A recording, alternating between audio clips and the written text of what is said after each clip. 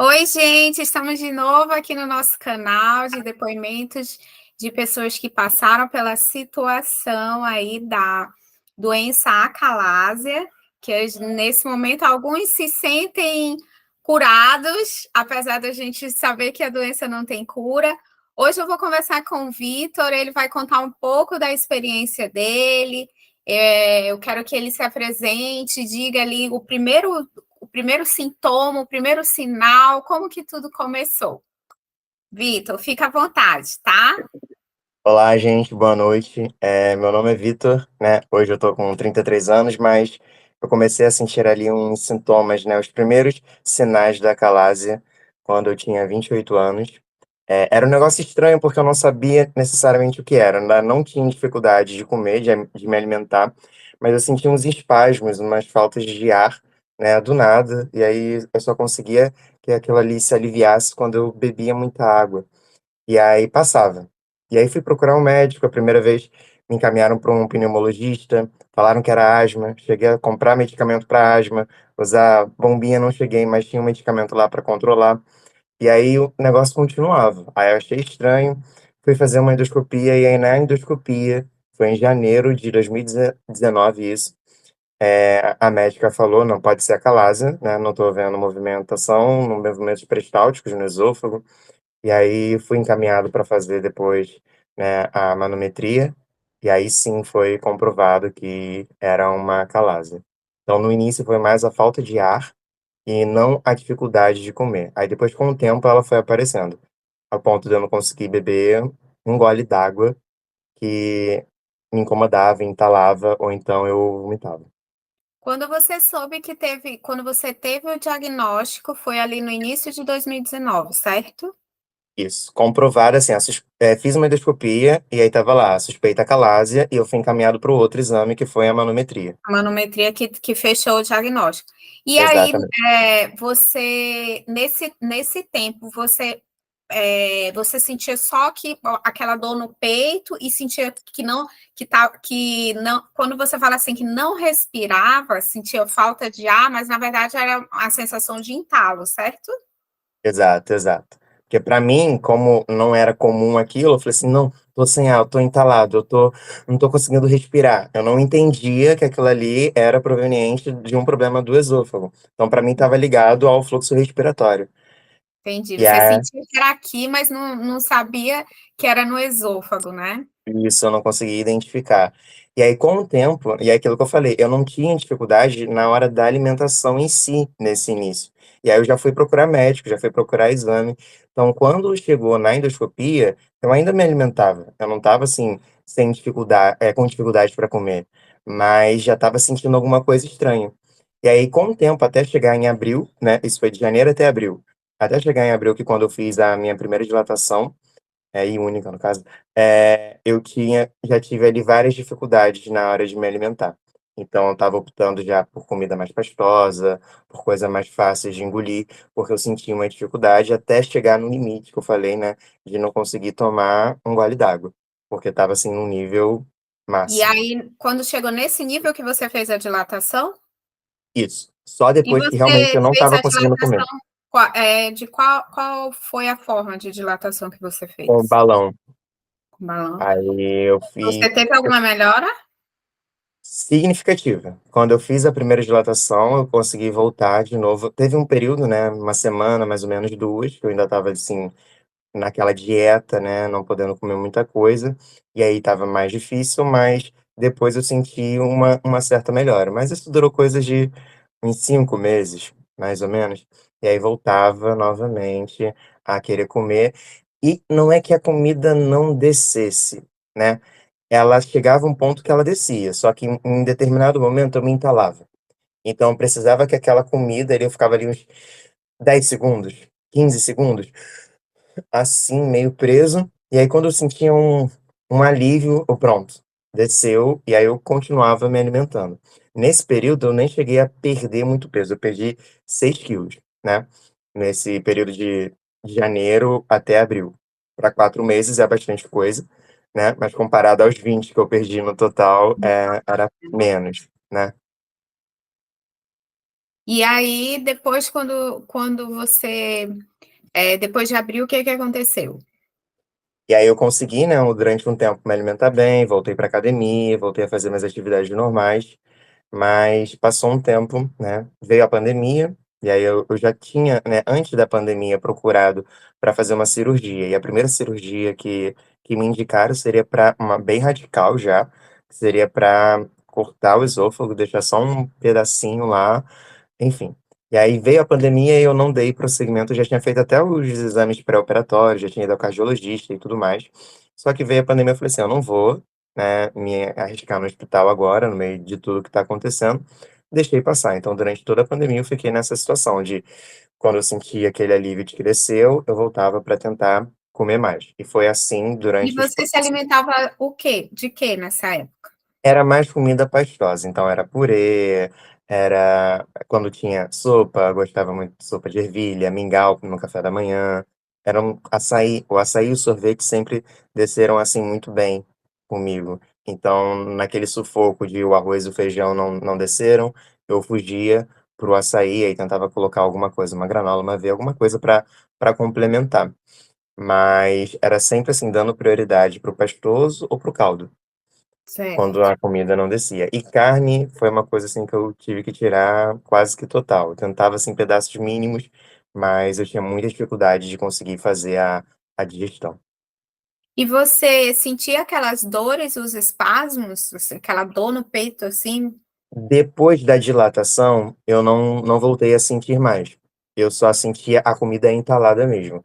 Então era aquilo de eu não conseguir respirar, mas só temporariamente. Não era comparado à outra dor, porque na outra, quando eu bebia água, descia, e aí ia aliviando, né. Nessa não, nessa era apenas uma questão de, parece que de acomodar a comida, e aí voltava, né, eu conseguia continuar a comer. Certo. E você dormia normal? Então, no início, né, eu conseguia dormir bem depois da dilatação, mas chegou num período que eu já não conseguia. Eu tentava jantar no máximo até 7h30, 8h. Como eu sou professor, às vezes eu dou aula até 6h30, então eu chegava em casa umas 7 e pouca, tomava banho e ia ver janta. Então eu tentava ali no máximo, meu limite ser 8 horas. E aí tentava dormir lá por umas 10, 11, mas mesmo assim, às vezes 1 e pouca, 2, 3 da manhã, eu acordava sufocado, com comida pelo nariz, então eu ia correndo, aí escarrava, aí saía comida pela boca, pelo nariz, por tudo. E aí eu passei a ter medo de dormir, né, na horizontal total, passei a dormir sentado, né, esticava a perna, colocava a almofadona lá do sofá da sala na cama e dormia nessa posição, né, recostado assim, na cama, para poder ter uma noite tranquila e não acordar, né, com nenhum susto. Ai, que coisa, né. Só quem eu imagino, né, que só quem tem a Galáxia que sabe exatamente o que é isso, assim, de acordar todo com E tudo as e voltando, né. Pois é. E assim, e as pessoas, assim, eu até entendo, né, rola uma preocupação muito grande que as pessoas querem ajudar, então: "Não, faz isso, faz aquilo". A gente tenta várias estratégias para poder comer, porque quem está mais interessado em comer somos nós mesmos. E aí eu morava antes num apartamento menor de 3 andares e a escada era mais vazia, então na hora de jantar, por exemplo, eu dava uma garfada, eu ia para a escada e ficava descendo e subindo a escada para ver se o movimento do sobe e desce ajudava a comida a descer. Então, assim, a gente faz de um tudo, né. E muda a É, alimentação, muda a forma como come, os horários, mas no final acabava que ou ela voltava, ou na hora de dormir você tinha uma surpresa, né. Enfim, era horrível, horrível. E nisso você vai perdendo peso, né. Perdendo, perdendo. Final de 2018 começaram a fazer uma linha histórica, né, final de 2018 começaram os espasmos e a dificuldade de respirar, não na hora da alimentação. E aí em janeiro de 2019 veio a suspeita da calase, em fevereiro, no mês seguinte, eu fiz a manometria, comprovou, era uma calase. E aí, do período ali que eu estava, né, desde a endoscopia, janeiro até abril, foi que a dificuldade na hora de me alimentar começou a aparecer, até chegar ao ponto de eu não conseguir beber água muitas vezes. Então eu molhava a boca para sentir a água gelada ali e cuspia, porque se eu tentasse engolir eu ia me entalar, ia ficar sem ar, ou então eu ia vomitar, voltava. E aí veio estava, né, procurando para fazer depois de uns 5 meses, não, ali ainda eu fiz a dilatação em abril, E aí, depois de uns 5 meses, eu voltei a ter novos incômodos, né? De novo ali, comida presa. E aí eu fui procurar o que que eu poderia fazer. E aí uma das indicações foi essa cirurgia que cortaria já quase todo o esôfago, deixaria apenas um pedaço pequeno, subiria o meu estômago. E aí veio a pandemia, cheguei a fazer os pré-operatórios todos, os exames, veio a pandemia, não fui fazer, falei assim, não vou me arriscar no hospital. E aí continuei comendo nessa saga. Durante todo o período ali de 2020, 2021, 2022, eu ficava ali, não, tá dando pra comer, não, agora foi. Hoje não foi, o E almoço não foi. emagrecendo, emagrecendo um pouquinho, Emagrecer. emagrecendo, De né? pouquinho em pouquinho. Aí o almoço não desceu, voltou, vomitei. O lanche desceu, show, já tô alimentado. E aí eu tomava também whey, né? Tomava complemento vitamínico que o nutricionista tinha me indicado nesse período, para ir repondo, né, o que eu precisava e não conseguia na comida. E aí fui todo esse período, esse intervalo aí de 2019 da dilatação até 2023, que eu consegui, né, uma orientação, porque eu já não estava aguentando mais, para fazer essa cirurgia L. E na verdade, assim, eu não quero descredibilizar a cirurgia nenhuma, mas é porque o meu caso ele já estava mais avançado. Então ela nem precisaria, na verdade, ter feito porque ela já não resolveria. E aí foi da cirurgia, que foi em março de 2023, até eu fazer o POEM no mês passado, que foi o período assim mais drástico de perda de peso, porque eu tinha perdido os 6 quilos, né, de janeiro a abril de 2019. E aí depois, com a dilatação, eu conseguia comendo ali daquele jeito, né, meio boca, mas comia, me alimentava. E aí voltei, né, a engordar um pouco. E aí depois, quando eu cheguei depois da cirurgia Hélia, quando eu estava lá às vésperas do POEM, né, eu já estava com 50 quilos. Então, uma pessoa que pesou 69, 70, foi para uma cirurgia do POEM com 50. E ali foi depois daquela cirurgia, eu não mais me entalava da Hélia. A comida descia. Só que ela ficava ali parada. Então, eu não sentia dificuldade na hora de comer em si. E aí, quando chegava, parecia que Ficava tinha no, um né, ficava no esôfago, no caso, isso. ali, Quando né? No... chegava ali no limite, parecia que tinha um reservatório, e aí você só pode comer até aqui. Normalmente, uma sensação de que quem faz bariátrica diz que sente. Aí, se você passasse daquele limite, eu vomitava. Então, ficava muito assim. Só que aí, cada vez mais, isso foi diminuindo. Então, eu conseguia Quando comer você meio fala, prato. só para mim entender, quando você fala vomitar, é regurgitar ou era vomitar mesmo? Vinha lá da. Voltava, muitas às vezes voltava, e outras vezes o incômodo que me causava de eu não conseguir respirar, eu forçava o vômito, em alguns Certo, casos. Então, quando não vinha natural, eu forçava para poder ficar bem. Porque assim, a gente tem acalásia, a gente tem uma vida normal. Eu posso fazer qualquer outra coisa, o meu problema é na hora de comer e tentar beber alguma coisa. Então, eu já comecei já a não querer me alimentar na frente dos outros, a não querer ir à festa, a não querer sair com os amigos para comer, porque ficava aquele incômodo. Ah, cadê o a Vitor? Foi vida pro banheiro. social acaba, né? Exato, porque você fica um pouco constrangido, as pessoas querem aquilo que eu falei, todo mundo quer ajudar, quer falar alguma coisa, fica preocupado e você já está procurando ali métodos para resolver ou tentar amenizar a sua situação. E aí foi um decorrente também, né, de tudo isso. Mas nessa questão do vômito, depois da Hélia, isso pesou muito mais. Porque antes eu sentia a comida entalada. Mas como eu falei, eu sentia aquele, ufa, desceu, voltei a comer. Depois da cirurgia não tinha mais isso. Então eu comia um pouco, às vezes aquele pouco voltava, né, ou natural, ou porque eu forçava mesmo, e eu não voltava a comer. Então passava ali o resto do dia sem comer. Então, situações várias de terminar. A última coisa que eu consegui comer sem vomitar ter sido 11 horas da manhã, e eu só voltar a comer alguma coisa no dia seguinte. Quando eu tive Nossa, pneumonia, teve um período aí que eu fiquei 4 dias sem conseguir comer nada. Tudo que eu coloquei, tentei empurrar, voltou. voltou. Natural, sem forçar. Até o remédio, né? Vinha, e aí, como eu não estava me alimentando, era uma gosma de baba que saía junto com a medicação que eu tinha tomado. E aí foi o período mais caótico. Foi em final de 2023, eu cheguei a mandar mensagem para você, né? Porque me indicaram o seu vídeo. Olha, essa pessoa aqui e tal fez. Aí eu olhei, mandei mensagem. Só que era uma cirurgia que o plano não cobre. E aí o É. cara pesa no bolso, né? Não dá para fazer agora. Aí fui levando do jeito que dava. E aí, quando veio a pneumonia, que eu fiquei esses 4 dias sem comer, que bateu aquele desespero total. Eu falei assim: Aí "Gente, eu você não fala: posso "Vou continuar assim". morrer", né.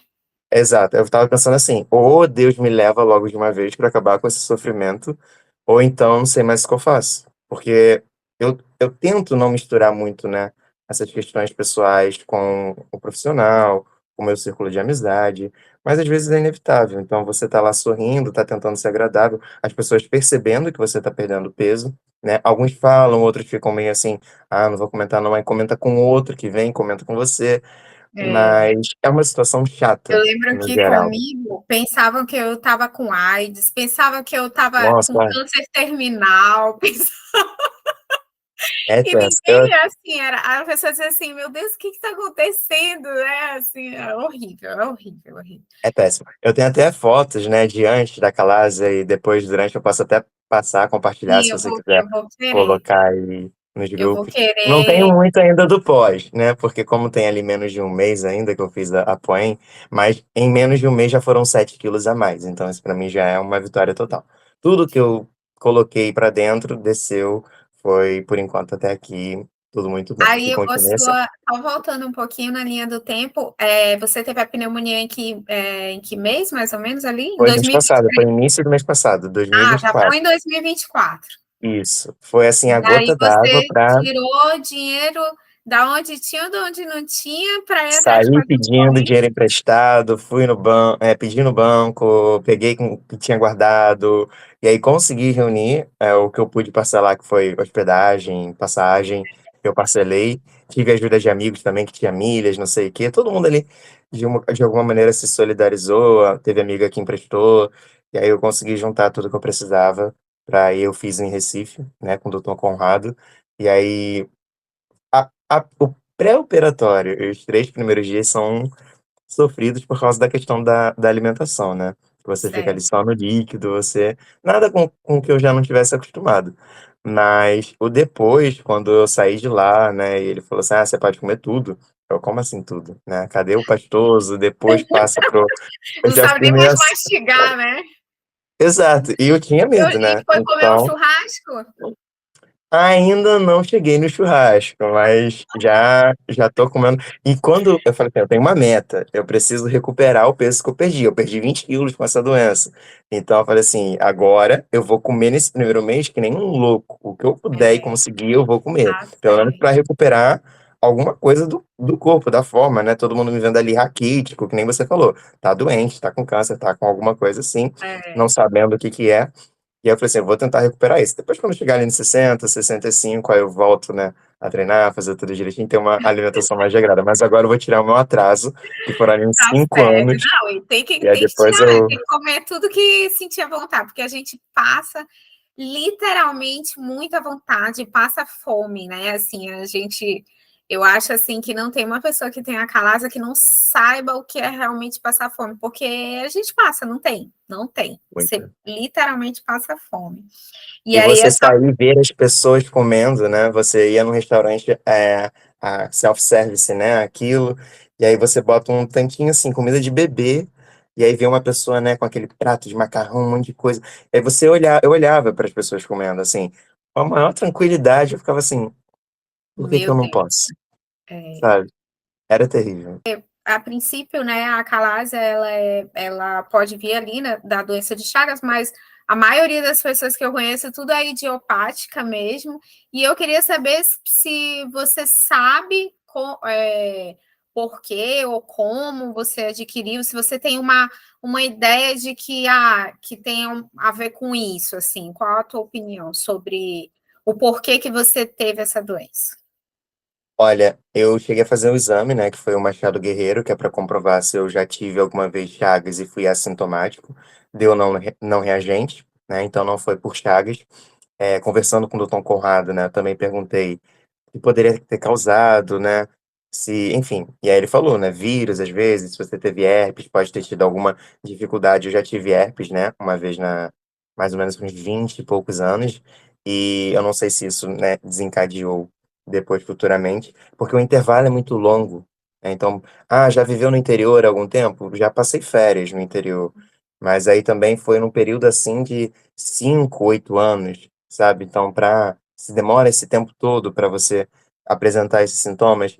Estresse, né, má alimentação, rotina, também falam disso.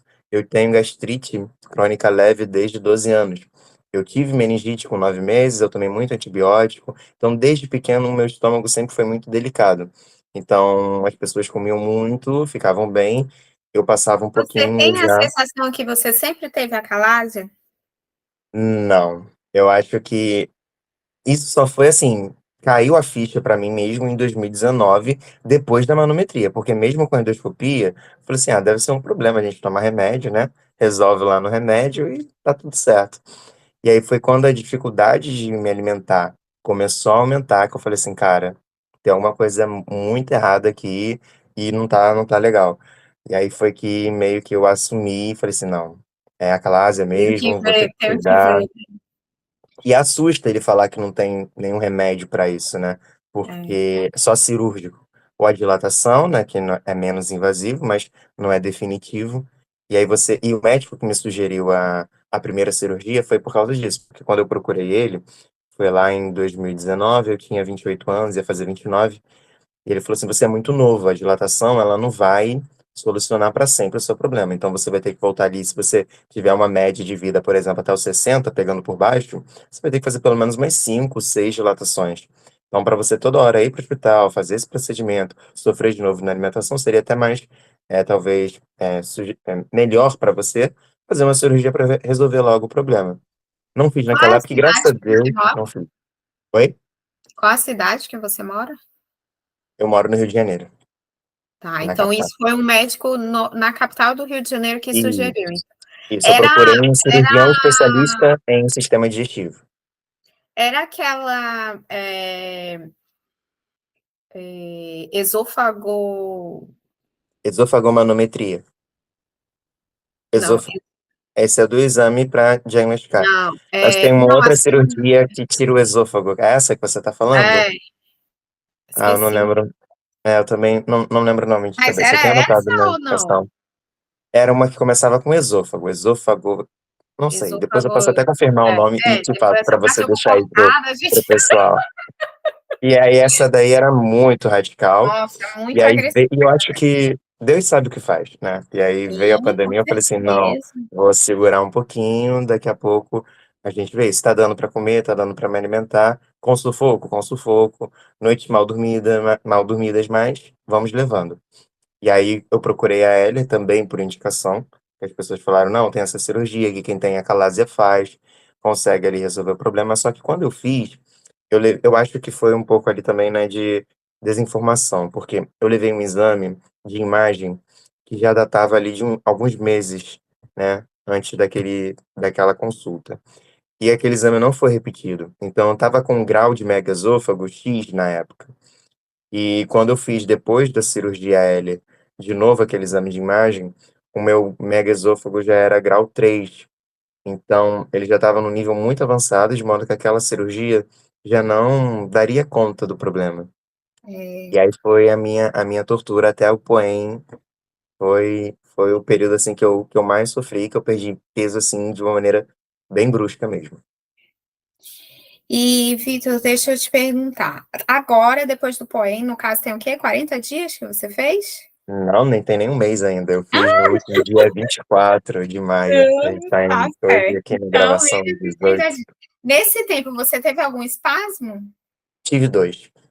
Teve Num, 2. eu não lembro, assim, a situação, né, eu senti o desconforto, mas num outro, foi um dia que eu dou aula, então foi um dia que eu me estressei muito em sala de aula, né, em 2 turmas, assim, que eu tive que sair um pouco do tom, né, passei um pouco ali da linha, e aí quando chegou de noite, quando eu estava voltando para casa, né, andando na rua, eu comecei a sentir. Então, como eu estava acostumado a beber água e resolver o problema, bebi água, bebi água, bebi água, bebi água e nada, e continuava a dor. Peguei o transporte e vim para casa, mas continuou ali a dor durante um tempo. Durou mais ou menos em torno ali de 5 a 10 minutos. Foram as É. 2 únicas vezes. E no ano Eu de 2018, por exemplo, foi um ano muito atípico, porque eu aumentei a minha carga horária de trabalho, então, obviamente, né, mais trabalho para casa, mais estresse. Eu trabalhava 40 horas numa empresa, dava aula 3 vezes na semana, fazia academia, e eu tinha que me deslocar de um lugar para o outro, às vezes, num espaço de tempo mínimo. Então eu passei a comer ali, almoçar às vezes em 5 minutos, né, engolir a comida. Eu sempre tive, nunca gostei muito, né, do hábito de comer e beber ao mesmo tempo. Então era, às vezes era só comida, corria para dar aula, e aí depois, ao longo da aula, que eu ia bebendo alguma coisa. E quando eu chegava em casa, tinha dias que eu chegava em casa do trabalho e saía 9 da noite, até, né, trânsito, tudo mais, chegava lá depois de 10 horas, e era tipo jantar e dormir, apagar. Levantar nem para escovar o dente. Então, isso foi um hábito ao longo do ano inteiro. Então, foi uma alimentação ruim, foi estresse atrás de estresse. E aí, no final do ano, mais lá para outubro, novembro, eu comecei a sentir Começou os esses primeiros sinais. espasmos. É. E aí, eu falei assim: foi um ano de alimentação e de estresse muito grande na minha vida. Pedir uma Eu coisa, eu acredito. quero que você deixe uma mensagem para alguém aí que estiver nos assistindo, que já tem esses sintomas, que acabou de receber ali o diagnóstico de acalásia. Você tem uma mensagem para essa pessoa que você gostaria de falar?